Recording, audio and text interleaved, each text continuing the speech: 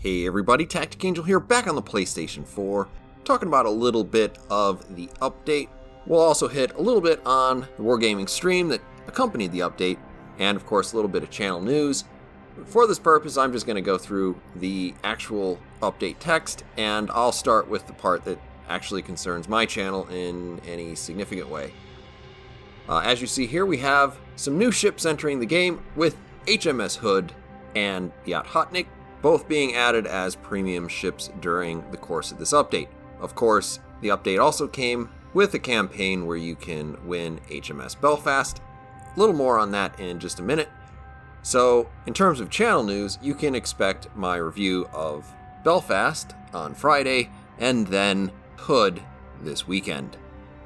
Next thing I want to talk about is probably the stuff that's most interesting, and that is, of course, His Majesty's Raiders, and the addition of Royal Navy light cruisers to the game. Now obviously we have had Royal Navy light cruisers for some time, but they only went up to tier 3, with the Danae being somewhat of the hit or miss favorite of people playing at low levels. At this point, you will be able to actually go through the rest of the line with the Emerald, Leander, Fiji, and then finally the town class cruiser Edinburgh. And I do struggle to pronounce that in a way acceptable to people in Scotland. We Americans do like to try to pronounce all of the letters. This is pretty good news though, because of course we've been all waiting for the Royal Navy cruisers to come out for some time, and of course the excuse was essentially these are pretty high skill barrier boats, and there's a certain amount of truth to that. They are very fragile, but they are very powerful, and I'm really happy to see them in the game. To add to that, we actually have a legendary ship, not a legendary tier ship, but a legendary ship in its own right, HMS Belfast, another town class cruiser, which is entering the game as a tier 6 premium cruiser. You can earn this through His Majesty's Raiders, which is the campaign for this update. As usual, you can spend 2,500 in order to participate in that, and you can earn a whole bunch of random stuff, which is listed in the full patch notes. Suffice it to say, it is your standard collection of goodies with boosters, camos, etc. And of course, it's nice to see that there's going to be a new patch background and a new emblem that you can put on that patch along with the rest of the campaign. One thing that's going to be a little bit different about this particular campaign is that each week is going to have different requirements in order to complete the weekly sprint. I will go ahead and go through those briefly. Week 1, which is the week that we're in right now, is deceptively easy. In this case, you have endurance trials and shakedown trials. You will see a pattern emerge pretty quickly if you pay attention, but I'll also be pointing it out because that's what I do. First, we're going to have to win a battle, then we're going to earn 10,000 XP, then 600,000 credits. And all of these can be done in any tier 3 through 7 ship, in either AI battle or in a standard battle. After that, you will unlock the shakedown trials, which can only be completed in standard battles, 3 through 7, and in that case you're going to need to destroy 10 enemy ships. Not too terribly bad. I accidentally completed this almost without even noticing what the requirements were, but thankfully they are listed on Reddit, which is where I've pulled this text. So thank you, Wargaming, for posting these somewhere where I can copy and paste them. After that, in week 2, we are going to again have endurance trials and then 2 shakedown trials. First, the endurance trials start with 10,000 XP, that appears to be standard XP, then 600,000 credits, and you will notice those are the last 2 standard trials from the last week. After that, earn 750 global XP and then 10,000 commander's XP. Again, you can do the endurance trials in either standard battle or you can do it versus AI. The shakedown trials, again, are standard battle only. And first, we'll need to do 350,000 damage to enemy ships in any number of games apparently, and then destroy 10 enemy ships for the Shakedown Trials 2. Not too bad, honestly, and if you manage to complete all of them, you will get 375 renown. Once we get through that, though, things start to get a little bit more challenging in week 3, where we have 5 levels of endurance trials and then 3 shakedown trials. In terms of the endurance trials, you start out with the standard 10,000 XP and then 600,000 credits again. After that, you will need to earn 7,500 base XP, which is basically normal XP just without daily modifiers, your premium account bonus, or any bonus you get from flags. So, depending on how you like to play, that might be more or less work than Stage 1. Stage 4, we go in to earn 750 global XP again, and then finish off with another 10,000 commander XP. And after that, you have 3 shakedown trials to complete, and again, you can only do that in standard battle. First step is set 10 fires on enemy ships.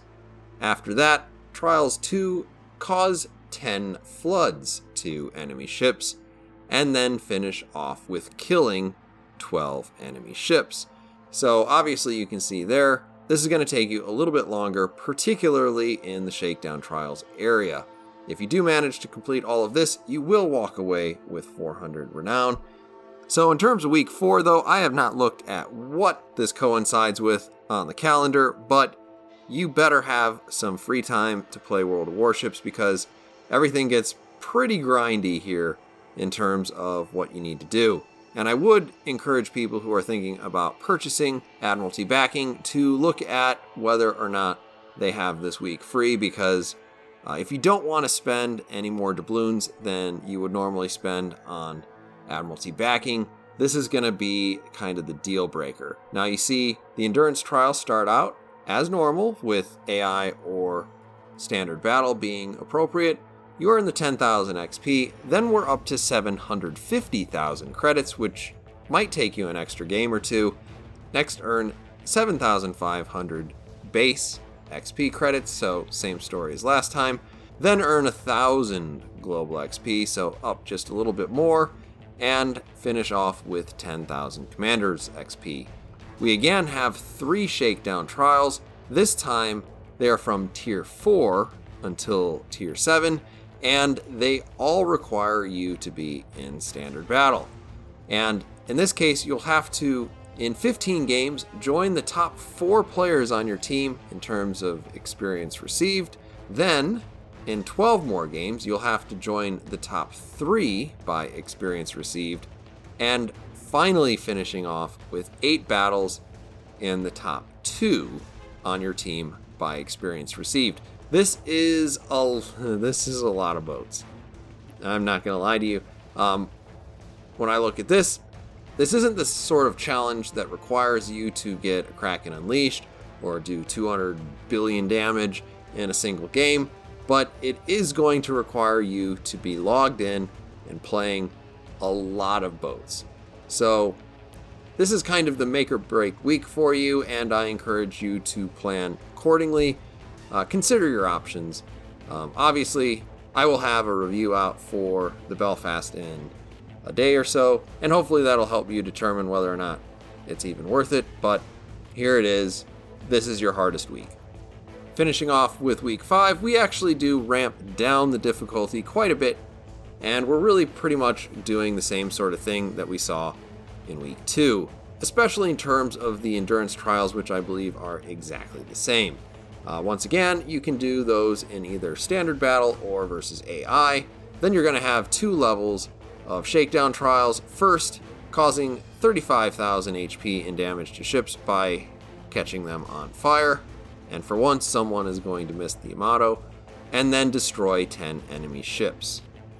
And I know I usually screw up the math in the end of this, but Wargaming were nice enough to do the math for me in this case, and in this case they have pointed out there's exactly 1,975 renown available in the campaign, and you need every last bit of it in order to get the Belfast for the low price of 2,500 renown. If you want, you can boost your way through the campaign at a rate of 250 doubloons per rank, or you can try your very, very best and then maybe just throw in whatever you need at the end. In any case, I hope that this has been a little bit helpful in terms of helping you plan, but watch out for that week 4. The thing I want to hit upon next is options in terms of what your consumables are. Now, this is a thing that if you played the PC version, you're very well aware is already available. But we haven't actually seen it on Legends, and it starts out with the Royal Navy cruisers having, for the most part, access to either a smokescreen or a spotter aircraft. There's one other change in the game, which allows you to also choose on the Kagero either to have a smokescreen or the torpedo reload booster that we saw on the Sashio. Both of these things are nice to see, maybe a little bit less in terms of torpedo reload boosters because they're just scary, but you do kind of have to give up a lot of your survivability, or at least your margin for error, if you do want to get that on the Kagero at tier 7. In any case, this is a really nice boost because, of course, there are plenty of ships in the game that have options on the PC, and I'm really excited to see them expanding this to other ships in other nations, so I consider this to be at least an exciting first step. We're also getting Ranked Battles Season 3. Essentially, this is going to be another Tier 5 Ranked Battle season. This time, it will last the entire length of the update, and in order to get it done, you do need to complete 19 ranks, which ought to be a pretty incredible grind. If you do manage to complete that, though, you will get access to this flag, which is interesting. I'm not sure I like it, but it's kind of funny. And of course, it's nice to see new flags entering the game. We actually haven't seen all that many recently. If you do get to rank 10, though, you will get access to an emblem, and there's a whole bunch of other goodies. I have left a link down in the description if you want to go through each of those. For a little bit of housekeeping, the Yamato is going away. If you had any kite tokens left, they should be compensated back to you at a rate of 185,000 credits per kite token. And one thing I kind of overlooked earlier is they've actually updated Jellicoe so that his inspiration is actually twice as effective as it used to be, increasing the amount of time that your repair party is active and restoring hit points to your ship, which makes him a much more attractive option for both inspirations and to actually use while you're playing your Royal Navy cruisers and battleships. And for those of you who have played recently or are even vaguely aware of what is coming out in this particular patch, you will note that I didn't really talk much about Azur Lane. I actually put up a poll a couple of days before this thing started and kind of asked everybody's thoughts in terms of whether or not they were really interested in it. It probably shouldn't surprise you, since I put about 5 minutes of history before any of my ship reviews, and oftentimes that research takes me several hours, that I fall in the not really interested to I don't like it sort of category. And from the looks of it, about 3/4 of my channel are in the same boat. So I don't actually plan on covering any of this. I think I prefer in this update to use that time to do other things, like put together maybe some quick reviews for the ship lines or some tutorials that are useful for new players. And no, this is not specifically because I don't like anime. I actually do like some anime, but I will also say that I like my dog and I like German food. But if someone were to approach me with the opportunity to eat some Hundschnitzel, I would probably take a pass at it. To quickly hit upon the things that were talked about in the actual stream, I will briefly mention that Wargaming does mention that they are working on cross-play chat. They're actually working with, it sounds like, a third-party vendor in order to get this done.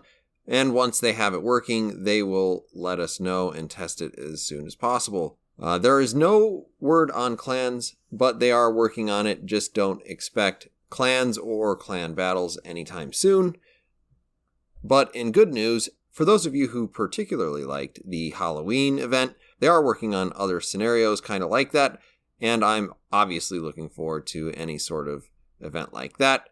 I had a good time back in the Halloween update. In any case, I hope this video has been helpful for you guys. I have left links down in the description if you want some more information. And of course, I'll see you on the next one.